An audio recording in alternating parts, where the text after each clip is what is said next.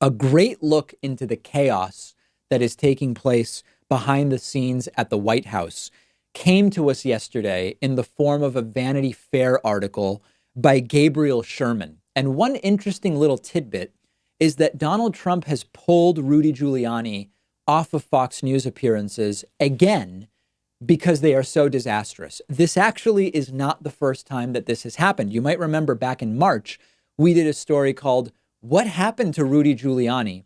Because we noticed that after some embarrassing television appearances by Rudy, he suddenly just wasn't being interviewed anywhere, period.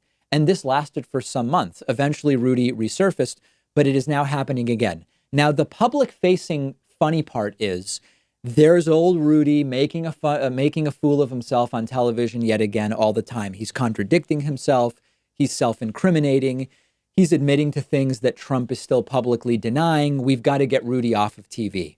But then there's the more sort of serious behind the scenes piece, which is predictable, which is that people around Donald Trump, including Jared Kushner, his son-in-law, and Ivanka Trump, his daughter, have been telling Trump, you've got to fire Rudy for the better part of a year, according to this report in Vanity Fair by Gabriel Sherman. Now, of course, Trump has not fired Rudy, but there have been questions as to is Rudy still Trump's lawyer or not.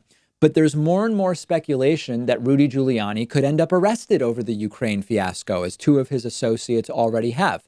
Trump has stood by Rudy so far, but the pressure has mounted more and more. And now Donald Trump has, at least in the immediate, told Rudy Giuliani, no more Fox News appearances for you. This has been corroborated, seemingly anyway, circumstantially, by Fox News producers who said to Vanity Fair, you know, in the last few days, we actually did invite Rudy Giuliani to appear, and he turned us down. So it seems as though this is indeed what's going on. One Republican is quoted by Gabriel Sherman in this article as saying, quote, Rudy is cut off from Fox News. Now, there's a second layer of funny. And when you look at what was the last straw, or the straw that broke the camel's back on this, it is something really, really funny. At every appearance, Rudy has been a pathetic joke. But what pushed Trump over the edge is reportedly when Rudy went on TV on November 23rd and said, I have an insurance policy against Trump in case he turns on me. That did not go over well. Rudy later tweeted that the comment was a joke. It was sarcastic. It wasn't for real, but Trump didn't like it. And at that point said no more Fox News for Rudy Giuliani. So as usual with Trump, it's yes, of course, have Rudy do interviews was always a bad idea. Your TV lawyer can't seem to help but further incriminate himself and you. But then the acute reason that actually got Rudy pulled off is less about incriminating Trump, but merely saying something that was supposedly a joke that Trump didn't like, which is, oh, if Trump turns on me, I've got an insurance policy against him. It's a never-ending comedy of errors. It's a race to the bottom, so to speak, in political discourse. So now let's step back for a second. At this point, isn't it clear that Rudy is going to eventually be thrown under the bus by Donald Trump? I know that right now it's a fight. We can't tell. Are they going to remain friends, loyal to each other or not? If I were Rudy, I think I'd be realizing at this point that I might be able to avoid it for a little while, but ultimately this is going to end poorly with Donald Trump and he's going to throw me under the bus.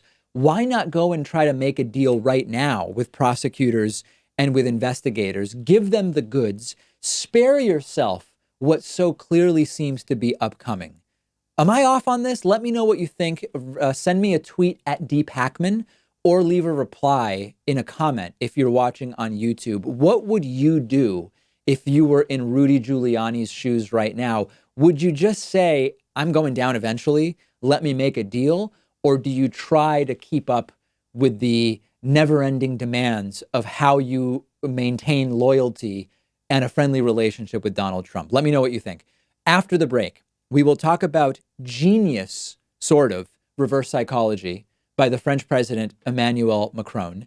We will also get to a very, very interesting voicemail from a right-winger, which I think you will find both compelling and disturbing. All of that coming up after this quick break.